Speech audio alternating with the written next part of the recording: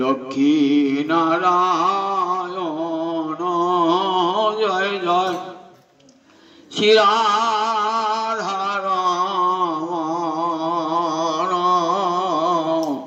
লক্ষ্মী নারায়ণ জয় জয় গোপী প্রাণধন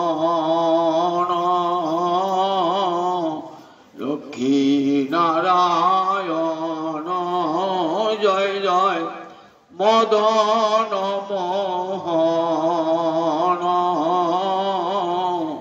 লক্ষ্মী নারায়ণ জয় জয় শ্রী রাধারমণ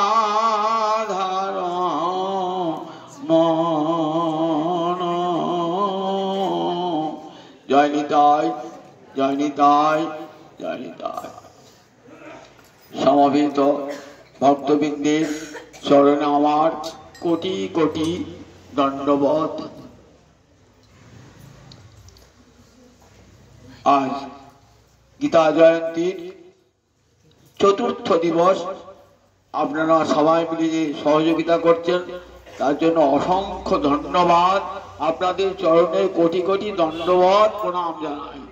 এমনি করি যেন প্রতি বৎসর এখানে গীতা জয়ন্তী হয়, সবাই যেন গীতার কথা শুনতে পারে। গীতা যেন শুধু সাধ্য ভাষায় পাঠ্যগ্রন্থ না হয়, শুধু সাধ্য ভাষায় গীতা সবাই জানুক, গীতা কি বস্তু সবাই জানুক। এমনি করে গীতা জয়ন্তী যদি হয় না, শহরে দুটা জায়গায় তাহলে গীতা অনেকে বুঝতে পারবে। ঘরে কোনো একটা গীতা রেখে দিয়েছে, কোনো পড়ে কোনো পড়ে না। দেখুন গীতার কি মহামহিমা, গীতাকে অম্বদাম অনুসন্ধামি। মহাত্মা গান্ধী কি বলতেন? গীতা আমার মা, আমার দুটো মা। একটা মা আমার গর্ভধারিণী, যার পেট থেকে আমি জন্মেছি, আর একটা আমার গীতা মা। মহাত্মা গান্ধী একটা গীতা ভাষ্য আছে, তা বলছে আমার গর্ভধারিণী একদিন না একদিন, যেহেতু এই দেহটা তার প্রাকৃত দেহ, তো একদিন না একদিন তার পরলোক গমন হয়ে যাবে, লোকান্তরিত হয়ে যাবে। কিন্তু গীতা মা আমার চিন্ময়ী মা। মানুষ যখন খুব সংকটে পড়ে, বিপদে পড়ে, তখন কাকে প্রথমেই স্মরণ করে বলুন দেখি? নিজের জননীকে সর্বাগ্রে স্মরণ করে। মায়ের কোলে আশ্রয় নিলে জানে যে আমাকে আর কোন শত্রু এসে আক্রমণ করতে পারবে না, আমি মায়ের কোলে আশ্রয় নিয়েছি। মহাত্মা গান্ধী বলছেন, আমি যখনই কোনো সংকটে পড়তাম তখনই আমার গীতা জননীর চরণ আশ্রয় করতাম। আমি সমস্ত সংকট থেকে মুক্তি পেয়েছি এবং অন্তরে শক্তি পেয়েছি। নেতাজি সুভাষচন্দ্রকে কথা অনেকেই পড়েছেন তো। নেতাজি সুভাষচন্দ্র যখন দেশ থেকে চলে যান, সঙ্গে কিনে একখানি গীতা, একটি হরিনামের মালা। পড়বেন নেতাজি জীবনীতে, একখানি হরিনামের মালা আর একখানি গীতা বুকে বেঁধে গেছে। নেতাজি সুভাষচন্দ্র দেশ বরেণ্য মানুষ। প্রীতিলতা ওয়াদেদার, যারা স্বাধীনতা ইতিহাস পড়েছেন দেখবেন, ইংরেজদের নাইট ক্লাব আক্রমণ করবে, বুকেতে বেঁধেছে গীতা। ইংরেজতে উপর লিখেছে, I dedicate myself to the lotus feet of Lord Sri Krishna. ভগবান শ্রীকৃষ্ণের চরণে আমার এই দেহটাকে আমি উৎসর্গ করে দিলাম। জানছি তাই ফিরে আসবো না। সাহেবদের নাইট ক্লাব আক্রমণ করতে মৃত্যু মুখ পতিত হবো, আর তো আমি ফিরে আসবো না। কাজী লিখেছেন, I dedicate myself, মানে আমি আমার নিজেকে উৎসর্গ করছি। to the lotus feet, চরণ কমল কার? Lord Shrikrishna, of lord Shrikrishna. ভগবান শ্রীকৃষ্ণের চরণ কমলে নিজেকে উৎসর্গ করলাম। বিনয় বাদল দীনেশ, যারা রাইটার্স বিল্ডিং আক্রমণ করেছিল জানেন তো, ইতিহাস পড়লে দেখবেন। বিনয় বাদল দীনেশ, বিনয়ের ফাঁসি হবে, বিনয় বেঁচে ছিলেন, দীনেশ বেঁচে ছিলেন। বিনয় মারা গিয়ে মার গেল দীনেশ। বিনয় বাদল দীনেশ একটু কবি ভাবাপন্ন ছিলেন। দীনেশকে নিয়ে যাচ্ছে ফাঁসির মঞ্চে। তখন দীনেশ গীতার মন্ত্র বলতে বলতে যাচ্ছে, নৈরং ছিন্দন্তি শস্ত্রাণি নৈরং দহতি পাবক ন চৈনং ক্লেদন্তাপ ন শোষিতি চ মারিত। পুলিশ গুলো বলছে, কি বলছো? তো ভয় করছে না? গান করতে যাচ্ছ? তা বলছে, ভয় করবো কি রে, আমি তো মরবো না, আমি তো মরবো না, আমি আমার এই দেহটা চলে যাবে, আমাকে কেউ মারতে পারবে না, জানিস আমি ছিলাম, আমি আছি, আমি থাকবো। নয় রঙে ছিন্দন্তি শস্ত্রাণি, জানিস আমাকে কেউ অস্ত্র আঘাতে ধ্বংস করতে পারবে না, আমাকে জল ক্লেদ দান করতে পারবে না, বায়ু শোষণ করতে পারবে না। বাংলাদেশের মাস্টারদা সূর্য সেন ফাঁসি পড়াচ্ছি, জল হাত, পাটাটা খুলে দেবে, পড়ে দেবে, সঙ্গে মৃত্যু হবে। গীতার মন্ত্র, নায়ং আত্মা হন্যতে ন হন্যমানে চ, গীতার শ্লোক পাঠ করছে। কি বলছো? বলছে আমি মরবো না রে, আমাকে কেউ হত্যা করতে পারে না। হাসি মুখে বন্দে মাতরম বলতে বলতে প্রাণ বিসর্জন করলেন। মা তোমার চরণে জীবনটা উৎসর্গ করলাম।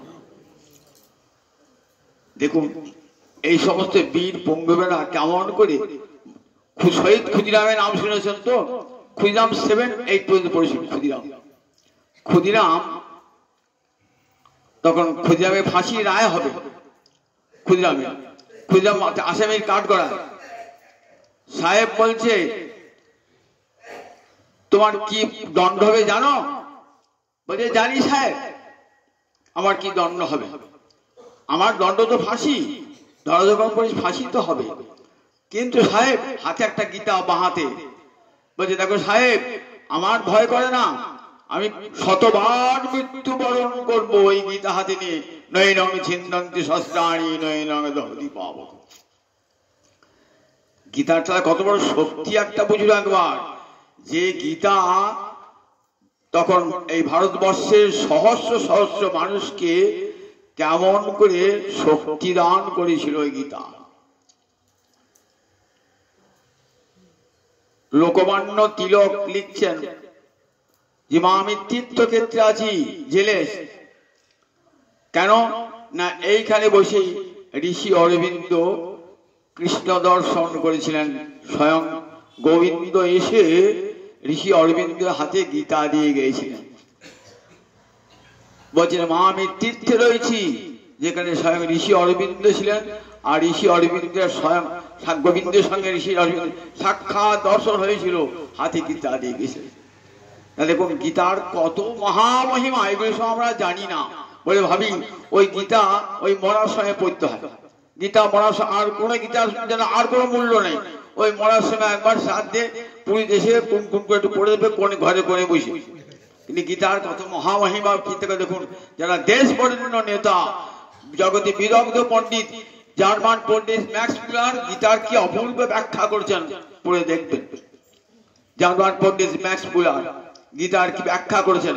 আজও ভারতবর্ষ কেন, ভারতবর্ষের বাইরে কত বড় বড় পণ্ডিত গীতার কত সুন্দর সুন্দর ব্যাখ্যা দিচ্ছেন আজ পর্যন্ত।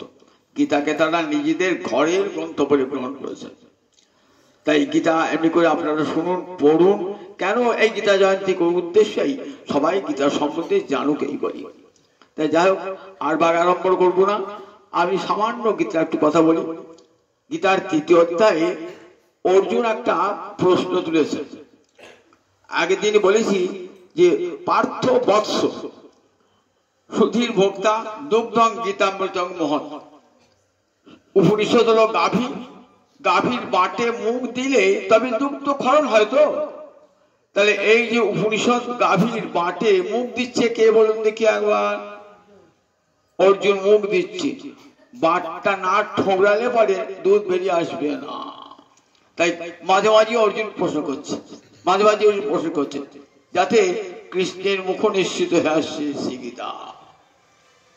অর্জুন কথা শুনতে শুনতে বলছেন, অথ কেন প্রযুক্ত পাপন চরতি পুরুষ, অথ কেন প্রযুক্ত অয়ং পাপন চরতি পুরুষ। অনিচ্ছন ইব বার্ষ্ণেয় অনিচ্ছনপি বার্ষ্ণেয় বলাদ ইব নিয়োজিত। আচ্ছা গোবিন্দ কেন প্রযুক্ত, কার দ্বারা প্রযুক্ত হয়ে আমরা পাপ করি? পাপঞ্চরতি অনিচ্ছনপি, আমি তো পাপ করতে চাই না, অনিচ্ছন অপি তথাপি কে যেন জোর করে বলা দিব, জোর করে আমাকে পাপ করায়। আমি পাপ করতে জানি এটা পাপ। আমরা অনেক জ্ঞান অর্জন করি, অনেকে উপদেশ দান করি, আবার যাকে উপদেশ দান করছি সে ওখানে অন্য কাউকে উপদেশ দান করতে পারে, জেনে শুনেও উপদেশ তো জীবনে পালন করতে পারি না, আবার পাপের পথেই পা দিই। অর্জুন এমন একটা প্রজেক্ট অথ কেন প্রযুক্ত অয়ং পাপ চরতি পুরুষ, মানুষ পাপটা করে কেন? ইচ্ছা না থাকলেও পাপটা করে কেন? ভগবান উত্তরটা খুব সংক্ষেপে উত্তরটা দিলেন একটি শ্লোকে, পরবর্তী শ্লোকগুলি তারই বিস্তার ঘটিয়েছে। কাম এষ ক্রোধ এষ রজগুণ সমুদ্ভব, বলেন কামনা আর ক্রোধ এরা রজগুণ থেকে উৎপন্ন হয়। এখন গুণ বললে আমার মনে প্রশ্ন আসবে, গুণটা কি? না, প্রকৃতির তিনটে গুণ আছে। এটা চতুর্দশ অধ্যায়ে শুনবেন বা বাড়িতে পড়বেন, চতুর্দশ গীতার চতুর্দশ অধ্যায়ে গুণত্রয় বিভাগ যোগ। প্রকৃতির তিনটে গুণ আছে, সত্য, রজ আর তম। সত্যগুণে কি হয়? জ্ঞান হয়, সুখ হয়। রজগুণে কি হয়? না সংসারের প্রতি আসক্তি বৃদ্ধি প্রাপ্ত হয়, ক্রোধ বৃদ্ধি প্রাপ্ত হয়, হিংসা বৃদ্ধি প্রাপ্ত হয়। তমগুণে কি হয়? আলস্য, প্রমাদ, অনবধানতা, এগুলো সব রজগুণে আরো বিস্তার করে বলা আছে, সংক্ষেপে বললাম। দেখবেন এই তিনটে গুণ প্রকৃতি। আমাদের দেহটা এই প্রকৃতি থেকে পাওয়া। প্রকৃতির যে পাঁচটা গুণ আছে, ক্ষিতি, অপ, তেজ, মরুদ, বম, আমার দেহ দেখবেন এই পাঁচটাই আছে। ক্ষিতি মানে মাটি, অপ মানে জল, তেজ মানে অগ্নি, মরুদ মানে বায়ু, অপ আর বোম মানে আকাশ। এই পাঁচটা উপাদান আমার মায়ের আছে, প্রকৃতি মায়ের, আমারও আছে। মায়ের সমস্ত গুণ শিশু পায়, মায়ের যার দেহের সব গুণ পায়। মায়ের অশক্তি শিশু পুষ্টি, ঠিক তেমনি প্রকৃতি মা থেকে আমরা জন্মেছি, তো ওই প্রকৃতি মায়া মা যা দিয়েছে সেই দিয়ে আমার দেহটা গড়া। তার সঙ্গে মায়ের তিনটে গুণ সত্য, রজ, তম, এই তিনটে গুণ আমার মধ্যে ঢুকেছে। তিনটে গুণ যদি সমান ভাবে থাকে তা একটা সুস্থ মানুষ হয়। কিন্তু দেখবেন তিনটে গুণ আমাদের মধ্যে সমান ভাবে থাকে না, কোনটা বেশি কোনটা কম। এখন হলি তখন বিশৃঙ্খল অবস্থার সৃষ্টি হয়। আপনি রান্না করছেন, তো আপনি বললেন পুষ্টুর তরকারি দেখে একটা নুন ঢেলে, সামান্য একটু নুন দিলেই হয়। ছেলে খেতে বললে মা কি রান্না করেছে গো, আবার এ নুনে পুড়ে গেল, খাওয়া দাওয়া হলো না। নুনটা দিতে হবে, পরিমাণ মতো নুনটা দিতে হবে। আবার এখন তরকারি করেছেন, এমন খানিকটা লঙ্কার গুঁড়ো দিয়েছেন, ছেলে খেতে বসে বলে বাবা পেট পুড়ে গেল, মুখ পুড়ে গেল। তাহলে লঙ্কার ঝালটাও দরকার, আবার নুনটাও দরকার, আবার চিনিটাও দরকার, কিন্তু পরিমাণ মতো প্রত্যেকটা দিতে হবে, তবে তো সুস্বাদু হবে আহারটা। তা আমার মধ্যে তিনটে গুণ ঠিক সমান ভাবে থাকে, তাহলে দেখবে একটা মানুষ সুস্থ মানুষ হয়ে যাচ্ছে। কিন্তু সবাই সমান হয় না মানুষের। কেন বলেন দেখি? ওই কোনটায় ঝাল বেশি, কোনটায় নুন বেশি, কোনটায় মিষ্টি বেশি, কেন হয় বলুন দেখি? এই তিনটে গুণের প্রভাবে। এই যে মনে হয় প্রশ্ন আছে না, ওই লোকটা তো রাগিয়ে কেন গো, ওই লোকটা কত ঠান্ডা কেন গো? উত্তরটাকে গীতা দিয়ে দিয়েছে, গীতা পড়লে উত্তরটা পেয়ে যাবেন। ওই দেখো ওই নুন ঝাল ওই যেমন বেশি হলে আমার হয় না, কারোর মধ্যে রজগুণটা খুব বেশি, একবারে ভয়ঙ্কর ক্রোধে এক কোটি রেগে ওঠে, ভয়ঙ্কর কামনা বাসনা আছে। আমাদের কেমন খায় দেখবেন, তাদের খাওয়াটা কেমন দেখবেন, তারা উগ্র খাবার খেতে খুব ভালোবাসে। রজগুণী যারা, যারা উগ্র খাবার খেতে খুব টক ঝাল, দেখবেন গীতায় সেটাও বলা আছে, এইসব জিনিস খেতে তারা খুব ভালোবাসে। আবার যাদের মিষ্টি মিষ্টি ব্যবহার, খুব ঠান্ডা, কেন এত ঠান্ডা হলো বলে দেখবেন, তাহলে কেমন, তাদের সত্যগুণ বেশি, তাদের মধ্যে সত্যগুণ বেশি, তাদের মায়া মমতা ভালোবাসা এক একজনের কেন খুব বেশি হয়, সত্যগুণ বেশি। এবং সত্যগুণ বেশি তাদের আটটা বলা দেখেন, মধু রসাল বস্তু এইসব খেতে ভালোবাসে, টক ঝাল খেতে ভালোবাসে না। আবার এক সেট মানুষ দেখবেন দুদিনকার ভাসি ভাত একবারে গ্রাসে খেয়ে নিয়ে, বাসি ভাত পচা ভাত খেয়ে নিয়ে, ফাকুন্দ বই গেছে তা বলে না খেয়ে নিয়েছে, পেটটা উন্নত সর্বস্ব তাদের। এমন মানুষ আছে তার তমগুণ প্রধান, তার তমগুণ প্রধান, তার আলস্য, খেয়ে খাইতে শুয়ে পড়লো, ঘুম তো ছাড়ছেই না, কোনো কাজকর্ম কি, সে ওটা আলস্য, আর করছি করছি হবে হবে, আসবে আলস্য। তাদের বুদ্ধিও দেখবেন একবারে কেমন বকাটের টাইপে হয়। বলেন এই তিনটে গুণের এই কম বেশিতে এটা হয়ে থাকে। তিনটে গুণ যদি সমান ভাবে থাকে আমাদের শরীরে, যেমন বায়ু পিত্ত কফ, কবিরাজা কি বলতেন, এই তিনটি আমার দেহটা। যদি পিত্ত বেশি হয় কি দেখবেন, আহারে রুচি হচ্ছে না, পিত্ত বেশি হলে। যদি কফ বেশি হয় দিন রাতে দেখবেন কেমন ঠান্ডা লেগে যাচ্ছে। বায়ু যদি বেশি হয় উদ্বক্তা, বকেই যাচ্ছেন, বায়ু বেশি হয়ে গেছে, প্রবল হয় বায়ু বেশি হয়। বায়ু পিত্ত কফ, কবিরাজরা বলেন বায়ু পিত্ত কফ এই তিনটে যদি সমানে থাকে তাহলে শরীর সুস্থ থাকে। কিন্তু আমাদের শরীর সুস্থ থাকে না, এইসব কারণ। এখানেও গীতা তাই বলছেন, দেখো এই যে তিনটে গুণ না আমাদের দেহেতে বিকার সৃষ্টি করে, আর সেই বিকার সৃষ্টি করে কি হয়, কাম এস ক্রোধ এস রজগুণ সমুদ্ভব। রজগুণ থেকে কি জন্মায় না, কামনা জন্মায় আর ক্রোধ জন্মায়। আচ্ছা দুটো আলাদা বলতে পারতেন তো, দুটো আলাদা বলতে পারতেন তো, রজগুণ সমুদ্ভব বলতে পারতেন, দ্বিবচন বলতো, কিন্তু এক বচন প্রয়োগ করেছেন। বিশেষণটা সংস্কৃতে নিয়ম, বিশেষ পদে যে লিঙ্গ যে বচন যে বিভক্তি, বিশেষণেরও সেই লিঙ্গ সেই বচন সেই বিভক্তি। তাহলে সমুদ্ভব এক বচনে হলো বিশেষণটা, আর কাম এস ক্রোধ এস এটা দুটো থাকলো কেন? কিন্তু দেখুন বলছেন কাম যা ক্রোধ তাই, কাম যা ক্রোধ তাই, অর্থাৎ কামনা থেকেই ক্রোধ জন্মায়। কামনা এমন একটা রিপু, কটা রিপু আছে মানে শরীরে, রিপু মানে শত্রু। বাইরের শত্রুকে দমন করা যায়, ভিতরে 6টা শত্রু ভগবান দিয়েছে, কেমন করে দমন করবি কর দিকে একবার। কত লাঠি সুতা নিয়ে যাবি দেখ, কত মামলা মোকদ্দমা করবি দেখ, তোর ভিতরেই 6টা শত্রু পুড়ে দিলাম, কাম ক্রোধ লোভ মোহ মদ মাৎসর্য। 6টা শত্রু দিন রাত আপনার সঙ্গে শত্রুতা করছে। কটা মামলা করেন তার বিরুদ্ধে, কটা লাঠি নিয়ে তাকে মারতে যান পারেন? অর্জুনকে ভগবান বলেছেন তুমি তো মহাবাহু, মহান্ত বাহু যশ, দুটো বাহু দিয়ে তুমি তো তীর ধনু নিয়ে বহু দেশ জয় করেছো, করো তোমার ভিতরে শত্রুকে জয় করো দেখি, ভিতরের শত্রুগুলাকে। আমরা ভিতরের শত্রুকে জয় করতে পারি না, ভিতরের শত্রুকে, এমন ভয়ঙ্কর শত্রু। তা বলেন ওই কাম একটা শত্রু, সে আপনার সব বিনাশ করবার জন্য এসেছে, আপনার হৃদয়ের সৎ গুণগুলো সব বিনাশ করে দেবে। কামনা কি করায়, অন্তরে নিয়ত বিষয় চিন্তা করায় কামনা।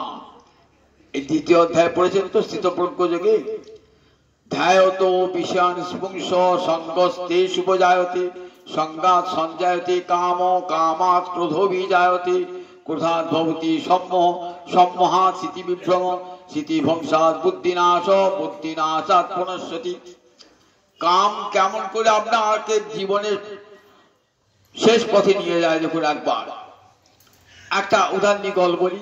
সতীশ বাবু বলে এক ভদ্রলোক, তিনি চাকরি করেন, একটা বড় সরকারি চাকরি করেন, মেলা বেতন পান, আবার দেশের বাড়িতে মেলা জমি জায়গা বাড়ি ঘর আছে। তা কলকাতায় থাকেন, বাড়িঘর দেশে বাড়িঘর যান না। বাড়িঘরগুলো যে জমি জায়গাগুলো কে করে না, দেবত্ব সম্পত্তি সহ ব্রহ্মত্ব সম্পত্তি সহ করা আছে, সেই ও ভোগ করে। আর তাকে লোকে যে বলে আমরা এত সম্পত্তি, ও কার জিনিস কে খায়, ভগবান কাকে কি খেতে দেন বলে উড়ে যান, মেলা মাইনে পান তো। এবার চাকরি থেকে অবসর প্রাপ্ত হয়েছেন, আর মাইনে নেই, পেনশন হয়ে গেছে। তখন মনে মনে হলো যে এতগুলো টাকা পেতাম আর তো পাই না, তাহলে দেশের বাড়ি যায় যে কিছু জমি জায়গা দেখলে কিছু আয়টা বাড়বে।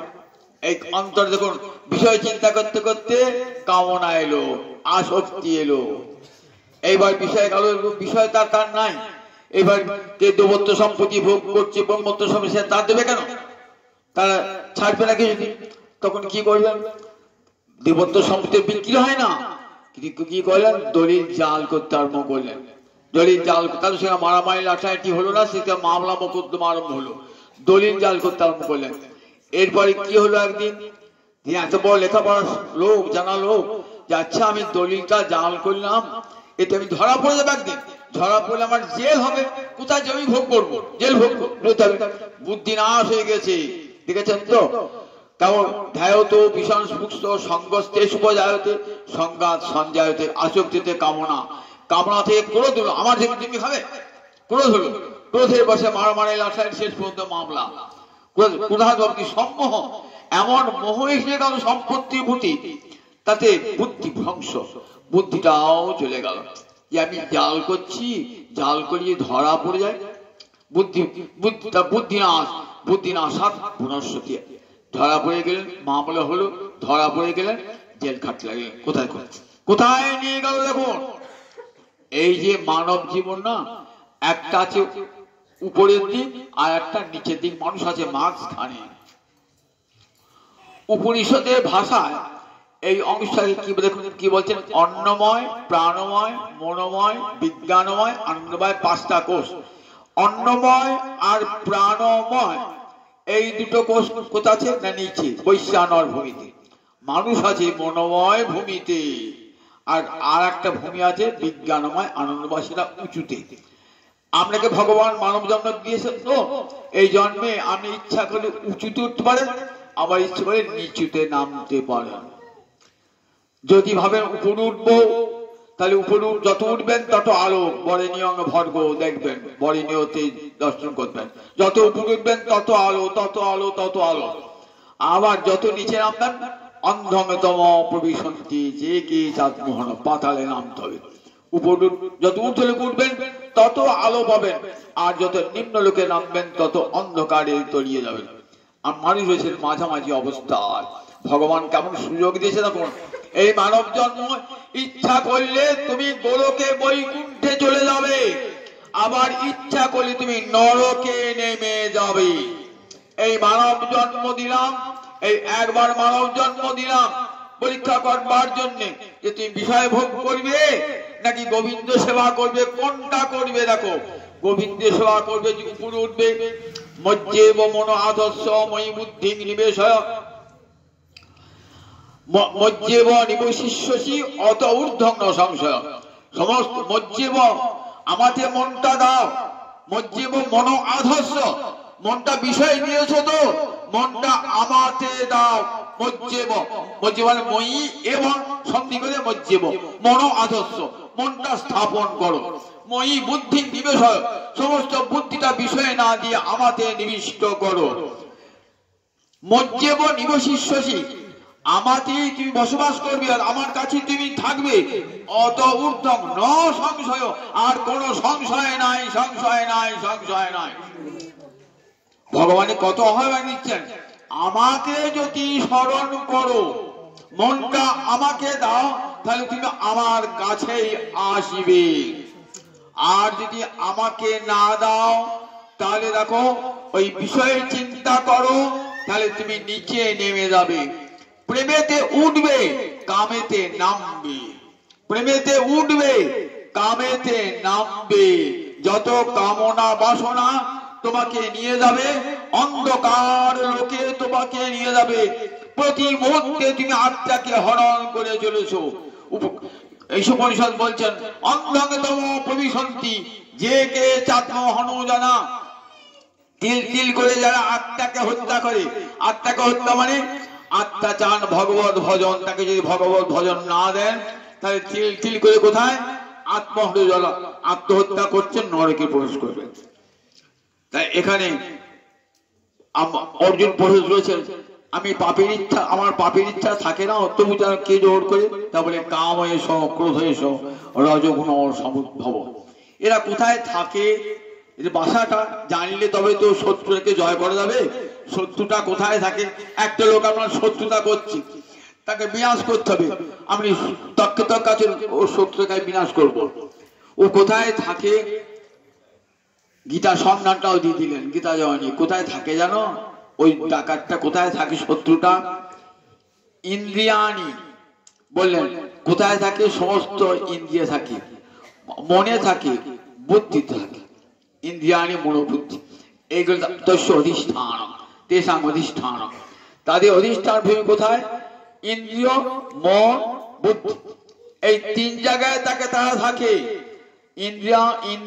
ইন্দ্রিয়ানি মনোবুদ্ধি তস্য অধিষ্ঠান, ইন্দ্রিয় মন বুদ্ধি তার অধিষ্ঠান। ইন্দ্রিয় কটা, পাঁচটা ইন্দ্রিয়, জ্ঞানেন্দ্রিয়, চক্ষু কর্ণ নাসিকা জিহ্বা ত্বক, এই পাঁচটা জ্ঞানেন্দ্রিয়, আর পাঁচটা কর্মেন্দ্রিয়, বাক পানি পদ পায়ু উপস্থ, এই 10টা ইন্দ্রিয়। এই 10টা ইন্দ্রিয় উপর আর একটা ইন্দ্রিয়, তার নাম মন, অন্তর ইন্দ্রিয়। তাহলে বলে ইন্দ্রিয়ানি পরান্নাহ, ইন্দ্রিয় পরাঙ্গণ, দেহের চেয়ে ইন্দ্রিয় বড়, কারণ দেহ স্থূল, ইন্দ্রিয় সূক্ষ্ম। এইবার ইন্দ্রিয়ের চেয়ে বড় কে না মন, আরো সূক্ষ্ম, তাকে দেখতে পাই না। মনের উপরে কি আছে, মনসস্তু বুদ্ধি, মনের উপর আছে বুদ্ধি। তাহলে ইন্দ্রিয়, দেহ, ইন্দ্রিয়, মন, তারপরে বুদ্ধি। বুদ্ধি পর, বুদ্ধির পরে কি আছে না, বুদ্ধির পরে আছে আত্মা, বুদ্ধির পর আছে আত্মা। তাহলে ভাষাটা জানিয়ে দিলেন যে দেখো, ইন্দ্রিয়ানি মনোবুদ্ধি অশ্ব অধিষ্ঠান উচ্চ ঈশ্বর। এই ইন্দ্রিয় মন আর বুদ্ধিতে এই কাম আর ক্রোধ জড়িয়ে আছে। তাহলে যদি হত্যা করতে হয় আমরা কোথায় উঠবে, তা বলে একটা লোক 3 তলায় আছে, ইন্দ্রিয় মন বুদ্ধি কোথায় রয়েছে, বুদ্ধি 3 তলা, ইন্দ্রিয় তারপর মন তারপর বুদ্ধি। শত্রুটা মন কোথায় রয়েছে, 3 তলার উপর শত্রু রয়েছে। তাহলে শত্রুটাকে যদি বিনাশ করতে চান, তাহলে কোথায় আমাকে উঠতে হয় বলুন তো, কি 4 তলা বাড়িতে উঠতে হবে, তবে তো গুলিটা করলে লাগবে, নিচে থেকে করে গুলি যাবে যাবে না। তাহলে 4 তলা বাড়িতে আমাকে উঠতে হবে, ওই 3 তলার লোকটাকে মারতে গেলে 4 তলা বাড়িতে উঠতে হবে। তাহলে ইন্দ্রিয় মন বুদ্ধি এই 3 তলাতে রয়েছে ওই শত্রুটা। আপনাকে কোথায় উঠতে হবে, গীতা বলেন তোমাকে 4 তলায় উঠতে হবে। কিরকম, ইন্দ্রিয় মন বুদ্ধি তারপরে আত্মা, ওই আত্মিক ভূমিতে তোমাকে উঠতে হবে। যে আমি ইন্দ্রিয় নই, আমি মন নই, আমি বুদ্ধি নই, আমি আত্মা। এই উপরে বুদ্ধির উপরে উঠে কি করতে হবে, আত্মা দ্বারাই আত্মাকে জয়, আত্মা দ্বারাই আত্মাকে স্থির করে ওই শত্রুকে বলেন জ্ঞান বিজ্ঞান নাশনং, ওই শত্রুটাকে জয় করো।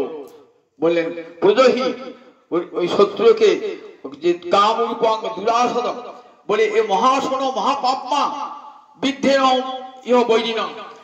বললেন এই যে কামরা কি ভয়ঙ্কর দুর্জয় শত্রু, মহাসন, অর্থাৎ পেট ভরে না। মহাসন মানে যার খাবারে পেট ভরে না তাকে কি বলে, মহাসন।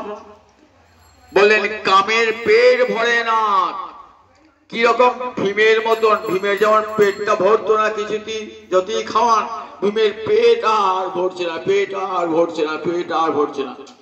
মা এসে শেষ করে কি করতেন, মা যে একটা নাড়ু খাই দিতেন, ভীমের পেটটা ভরে যেত।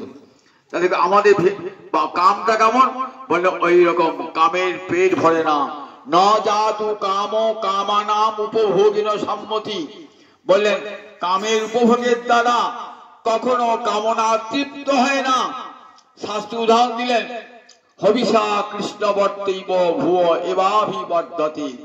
আগুন জ্বলছে, আনবে ঘি ঢেলবে, কাছে জল জল নাই, ঘি আছে, ঢেললে ঘি নিব, ও বাবা নিবু কি, আগুনটা তো আরো বেড়ে উঠলো।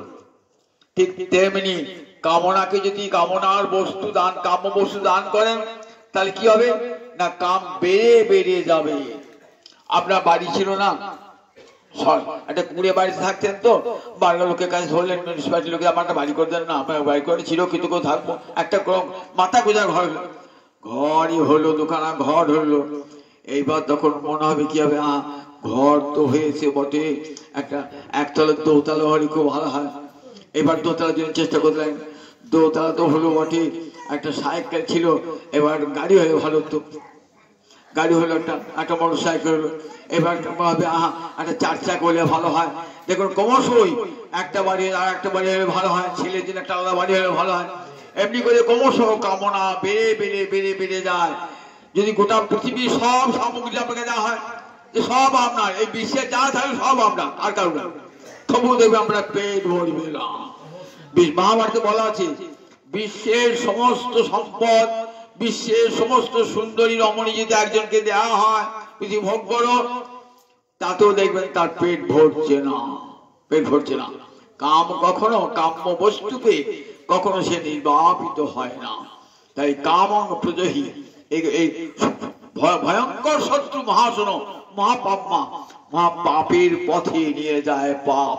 কাম ক্রোধ, কাম থেকে ক্রোধ, ক্রোধ থেকে লোভ, লোভ থেকে মোহ, মোহ থেকে মাৎসর্য, এমনি করে ধীরে ধীরে মানুষকে নিয়ে যায় একবার নরকের পথে। একটা গল্প বলে আজকে বক্তব্য শেষ করব। এখন দেখো, একটা পণ্ডিত অনেক কাশি থেকে লেখাপড়া শিখেছে, তাকে বলে, বাবা ঠাকুর আমি তো বড় পণ্ডিত, কাশি থেকে পড়ে এসছেন। আচ্ছা বাবা ঠাকুর, পাপের বাবা কে? পণ্ডিত মশাই বলে দিন, পাপের বাবা কে? আচ্ছা প্রশ্ন করি তো বাবা, এই তো আমি কোথাও পড়ি না, পাপের বাবা কে? দাঁড়া, কাশি যেতে হবে, পণ্ডিতকে জিজ্ঞাসা পাপের বাবা কে? বাবা ঠাকুর যাচ্ছে, কাশি যাচ্ছে, পথে একটা রমণীর সঙ্গে একা, সে তো নটিনি, নেচে কুদে খায়, দেহ বিক্রি করে খায়, নটিনি তাকে সবাই লোকে ঘৃণা করে। বাবা ঠাকুর চললেন, বাবা ঠাকুর বলে চল না বাবা, শোনো মা, আমি কাশিতে যাচ্ছি, একটা প্রশ্ন করে আমি উত্তর পাচ্ছি না, পাপের বাবা কি? তা বললে, বাবা ঠাকুর আপনাকে যেতে হবে না কাশি, ওটা আমি শিখিয়ে দেবো। এই তুই আমাকে শিখিয়ে দিবি? হ্যাঁ আমি তোকে শিখি, আমি আপনাকে শিখিয়ে দেবো। বলি বাবা ঠাকুর প্রণাম করে একটা 100 টাকার নোট প্রণামে দিয়েছে। বাবা ঠাকুর নটিনি যার দিকে একবার মুখ ফিরে লোকে তাকায় না, এমন করে 100 টাকা পেয়েছে, খুব খুশি। পরদিন আবার দেখা হয়েছে, আবার 100 টাকার নোট দিয়েছে, প্রণাম করেছে। বলি বাহ, এ বাবা ঠাকুর আমার বাড়ি আবার যাবেন, বাবা ফোন করবেন। ভাবছি ভালো, দেখা হলে 100 টাকা দেখা, বাড়ি গেলে নিশ্চয় বেশি দেবে। কেমন লোক বেড়ে আছে দেখুন, বাড়ি দিয়েছে, বাড়িকে আবার 200 টাকা দিয়েছে। বাবা দেখা হলে 100, বাড়ি গেলে 200, ভারী হলো। তাহলে বাবা ঠাকুর আমার বাড়িতে একটু জল পান করবেন। মানে ভাবছে সবাই কে কি বলবে, যে যা বলে বলো, ও তোমায় দেখা হলে 100-200 টাকা দেয়। লুকিয়ে লুকিয়ে বাবা ঠাকুর চলে গিয়ে তার বাড়িতে জল টল খাইয়েছে, 500 টাকা প্রণাম, খুব খুশি। এইবার আস্তে আস্তে লোক বেড়ে যাচ্ছে, ও বাবা ঠাকুর আজকে আমার কি অন্ন ভোজন করুন না। বেশ পর ঠিক কেউ জানতে হবে, লুকিয়ে লুকিয়ে ঠিক আসবে। আমি গিয়েছিলাম গিয়েছিলাম কি বাবরা গিয়েছেন, দেখছি 500 টাকা জল খেয়েছি, তার অন্ন খেয়ে নিশ্চয় 1000 টাকা দেবে, মনে বাবরা গিয়েছেন। খেতে খেতে বলছেন, বাবা ঠাকুর সামনে ফেল রেখে দিয়েছে, 1000 টাকা ফেল রেখে দিয়েছেন, প্রণামী দেবেন, বাটি করে ডেকে রেখেছে। দিয়ে বলে, বাবা ঠাকুর আমার খুব ইচ্ছা আপনাকে আমি খাইয়ে দিই যাতে। ভাবছি 1000 টাকা তো দিয়েছে, তাহলে নিজে হাতে খাইয়ে দিলে মনে আরো 1000 টাকা দেবে। তা বলছে বেশ তাই দে, তার হাতে খাইয়ে দিলেন। খাইয়ে যে দিতে যাবেন না, গালে একটি চর, গালে চর। বলে গালে চর মানে শিখে দাও নাকি যে পাপের বাবা কি? এই লোভটা, আপনার লোভটাই হলো পাপের বাবা।